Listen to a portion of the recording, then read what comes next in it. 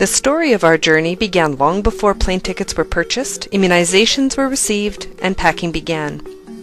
Our story begins with the generosity of a very special woman. Karen Walters was a member of our congregation and died from cancer on July 17, 2010 at the age of 52. Karen left a significant amount of money to McClure United Church, and in keeping with the guidelines set out by our Legacy Giving Committee, 30% of that bequest was allocated to outreach. It was important to the Outreach Committee of McClure that this money be divided locally and internationally, and it was also the desire that there be an element of community engagement and education. At the same time, Laura Foose, one of the members of the McClure ministry team, came upon information about a Canadian organization based in Edmonton by the name of Change for Children. Laura was very impressed by the vision and mission of this organization, and in her reading discovered that Change for Children was seeking funding toward the construction of secondary schools in the Indigenous communities of Wallakatang and Yakalpanani. These communities are located in the Bosawas Biosphere Reserve, home of the Mosquito and Mayagna peoples, the most impoverished population in Central America. Although there are primary schools in those communities, the nearest high school is 3.5 hours upstream in San Andres. The majority of youth who should be in secondary school simply don't have the resources needed to travel and attend. Laura developed a two-part proposal and submitted it to the Outreach Committee. Part 1 was that the Outreach Committee direct a portion of the bequest from Karen Walters to Change for Children for the construction of a school. Part 2 was that steps be taken to encourage an intergenerational group of people from the congregation to participate in a global learning experience, which would include a trip to Nicaragua to visit the communities where the schools would be built. The proposal was approved with excitement. In the fall of 2011, Laura recruited a 5-person leadership team and received 18 applications for the Nicaraguan experience. Over time, 3 of the applicants needed to remove themselves from the program, leaving 21 participants, including leaders. Of the 21 participants, 11 were youth and young adults, and 10 were older adults. We ranged in age from 15 to 65. After more than a year of fundraising and preparation, we boarded the airplane for this amazing 10-day experience on February the 18th, 2013. Change for Children played a significant role in our preparation, and also hosted us on the ground in Nicaragua. They took care of all the arrangements: hotels, transportation, interpreters, food, and community connections. All we had to do was show up with open minds and open hearts. This is Lorraine Swift, Change for Children's Program Manager of International Projects, along with Primitivo, the President of the Indigenous People of Nicaragua, and Tony, a member of one of the indigenous communities. We arrived in Nicaragua and were transported by bus to the Hotel Le Chateau. The hotel was not at all what we expected. We had prepared ourselves to be stretched far outside of our comfort zones, but here we were in the lap of luxury. This was, however, our host's way of breaking us in gently, because the next morning we climbed aboard a convoy of 4x4 trucks to lead us through the next day of travel, which consisted of driving on very narrow roads shared with far too much traffic, including trucks and the occasional herd of cows. As we traveled, the roads got windier, rougher, and narrower, until eventually we weren't really traveling on roads at all. Our second night accommodation was more like what we had expected it to be, and it was here that we had our very first cockroach sighting. The following day we traveled 2 more hours to where we would board our boats. By this point we'd traveled approximately 10 hours in total. The roads were terrible, but the view was astounding, especially once we entered the Bosawas rainforest region. The next 8 hours found us traveling by canoe along the Rio Coco.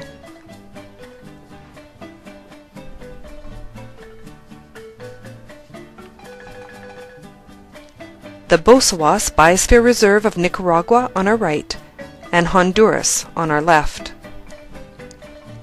Eventually, we arrived at our destination, the village of San Andres. It's here that Change for Children has a facility known as the Casa Verde, which houses international guests, primarily from Canada, and this would be our home for the next several days. The 11 youth and young adults slept in mosquito net-encased hammocks on an upper balcony, while the older adults slept in rooms, each containing one bed and one hammock. We arrived in the dark on the first night, and, exhausted, quickly set up our hammocks and tried to get a good night's sleep. We tried, but we quickly discovered that while removed from the noise of traffic and other city noise, we were not going to enjoy the peace of quiet. At about 4 a.m., we were awakened by the loud sounds of roosters, cows, pigs, and, of course, people. The people of San Andres welcomed us with graciousness and love. Several folks from the village are employed by Change for Children to ensure a comfortable stay for their guests. There were people hired to carry our luggage from the boats, haul our water, cook our food, and even wash our laundry. At first, some of us were very uncomfortable with the idea of being served, but we were assured that the people of San Andres expected to take care of their guests, both because it's part of their culture and because they are in need of the money offered for their services. 2 15-year-old boys, Erson and Eliel, took good care of us and enjoyed the company of many of the youth. Over the next few days, there were many opportunities to participate in the life of the community. The easiest to engage with were the children, as they were always hanging around Casa Verde.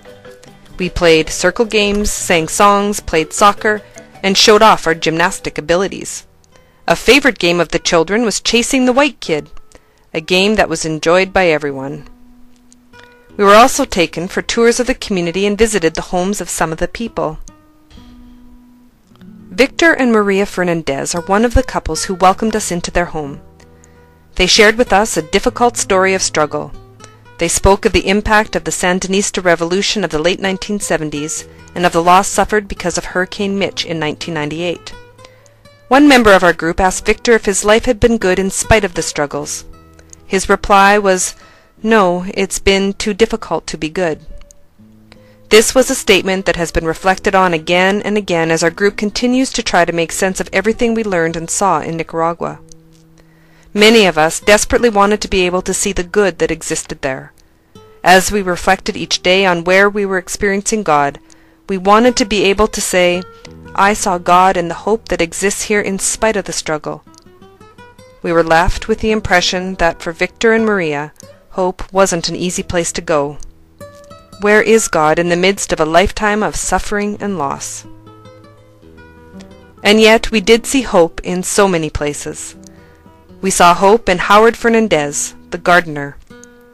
This garden is an important project in San Andres. In 1998, Hurricane Mitch essentially wiped out the entire region.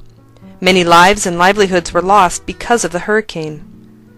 Another serious loss was the citrus trees, which were completely destroyed. This loss has played a significant role in the ongoing malnutrition of the people here. Although there is a sufficient amount of rice and beans for people to eat, they're unable to properly absorb the necessary nutrition because of the lack of vitamin C. Howard is trying to address this problem with the garden. Things don't grow easily here because of the poor soil quality, also a residual effect of Hurricane Mitch. He is, however, managing to grow some tomatoes. We also had an opportunity to visit the newly constructed secondary school, also funded by Change for Children. The children in this photo are in the primary school and are learning Spanish as a second language, as the first language of the people is Mosquito. Because of the secondary school, the children are able to continue their education. Many people see education as being key to the future of community development. Educated people in this region are few and far between, forcing the population to rely on non-Indigenous labor, consultants, and politicians to occupy positions of responsibility for infrastructure development, agricultural training, education, medical care, and business promotion. The school will provide the Indigenous population with its own educated members, qualified to seek higher education, and return to the zone to occupy positions of responsibility and make intelligent and informed decisions for their people and their land. Cacao plants are also an important sign of hope. The cacao, or cocoa plants, in Central America represent less than 0.1% of the world production. However, it has great economic importance for the more than 15,000 families living in remote and inaccessible zones in the region. For these families, cocoa is one of the few sources of cash income because it's a product that's durable and easy to transport. Here's a young family putting seedlings in little bags to get them started. We were able to sample the fruit of a ripe cacao plant, and it was delicious. During our tour of San Andres, we visited the new cacao processing plant that Change for Children has funded in the community. This plant allows the Mosquito people to dry cacao even when it's raining. Without the processing plant, they're only able to prepare small amounts of cacao at a time. The next big step is to establish a market for the cacao. If a market can be established, this plant could become a good source of income for the people of the region. Unfortunately, because of cuts to CETA funding, Change for Children is struggling to continue to support this project. Part of our fundraising was to raise money for new benches for the village church. The Moravian Church, one of the United Church's partners, is the dominant church of the region. The supplies for the benches were purchased prior to our arrival, and we were given the opportunity to help in the initial preparation of the wood. Truth is, we weren't really much help at all, but they were once again very kind. As group members sanded away, we began to sing. The pastor, Martin Joseph, seen here with Laura, heard our singing and invited us to share our music with the people during worship on Sunday morning. We sang the only Spanish song we knew. The worship services are normally conducted in Mosquito, but on this day it was in Spanish so that our interpreters were able to tell us what was happening. It was a fairly typical service, except that it started at 6 a.m. This community comes together to worship every day at 6. The older benches from the church, many of which were cracked, have now been cut apart and repairs have been made, and those benches have been taken to the school so the children have something to sit on. For the most part, the schools are empty concrete rooms. There aren't enough desks for everyone to sit on, so these benches will help the children to be more comfortable while they're learning. Other villages we visited in the Bosawas were Pamkawas and Yacopanani. Pamkawas is the home of Primitivo Centeno, El Presidente of the indigenous people. Not only did Primo have a great sense of humor, he was also a wealth of knowledge and information. Primo spoke often about the effects of climate change on the Bosawas region and the indigenous people. The effects of climate change, including unpredictable precipitation rates, drought, plagues, and natural disasters, are devastating food production and security in the region. While in Pamkawas, we got our butts kicked in a game of baseball. Another village was Yacopanani. Here we were able to see the completed secondary school that our church helped to fund. Although the school opened last fall, we were able to be present for the grand opening celebrations. It was quite amazing to see firsthand how the Karen Walters legacy gift came to life in the form of concrete walls, fresh paint, and chalkboards. This is where it all began for us. Despite the enormous spiders, none of us were ready to leave San Andres and the Bosawas. But after some tearful goodbyes, we were once again boarded our cramped canoes for another 8-hour ride, followed by more twisty bumpy roads to eventually reach our next destination, the resort of Selva Negra. Selva Negra Eco Lodge and Coffee Estate is a historic farm founded in the late 1800s by German immigrants. Selva Negra is famous for its organic coffee and sustainable farm. There are over 300 acres of natural reserve, solar water heaters, and organic food products that are grown and served at the on-site restaurant. At Selva Negra we enjoyed our first warm shower in many days, and finally got caught up in some sleep. We also had a chance to do a little exploring and even encountered a monkey. Our next destination was the community of Leon, where we got to meet Don Juan. Don Juan recognized the fact that using traditional stoves to cook was causing major problems for the people of Nicaragua, particularly the women and children. First, it takes a lot of time to collect enough wood to burn to heat up the traditional ovens, and then burning the wood creates significant carbon dioxide emissions which contribute to global warming. And finally, the smoke exhausted from these stoves is released into the homes and creates respiratory health issues for the people breathing them in on a daily basis. Don Juan came up with the design and several prototypes of stoves that would require only kindling to heat up to the same temperature as the traditional stoves, and the eco stoves have a chimney attached to vent the smoke outside of the homes. He designed several sizes and cooking surfaces so the stoves could accommodate a regular home or even a restaurant. The costs for the stoves are minimal, and Change for Children purchases them and distributes them wherever they can. This is an amazing story and an amazing man. He even let us get our hands dirty and helped to build one of the stoves. Next, we traveled just outside of León to the tiny community of Divino Niño. Here we visited another of Change for Children's projects. Since 2004, working with Centro Humboldt of Nicaragua, Change for Children has provided potable water systems for 73 communities. This project has accomplished far more than the awesome task of providing clean water to 75,000 people. It also fosters a holistic vision of environmental protection and preservation, as well as promoting access to water as a basic human right. As part of this project, communities are engaged in the process of planning and building the water systems, and empowered to form water management committees in which men and women are responsible for the well-being and maintenance of water in their respective communities. Divino Niño is one of these communities. Here we got to meet Maria. Maria is in charge of her community's water management committee. She's received an education and training in order to manage the finances and keep logs of how much water people are consuming. She spoke with great pride about their water well.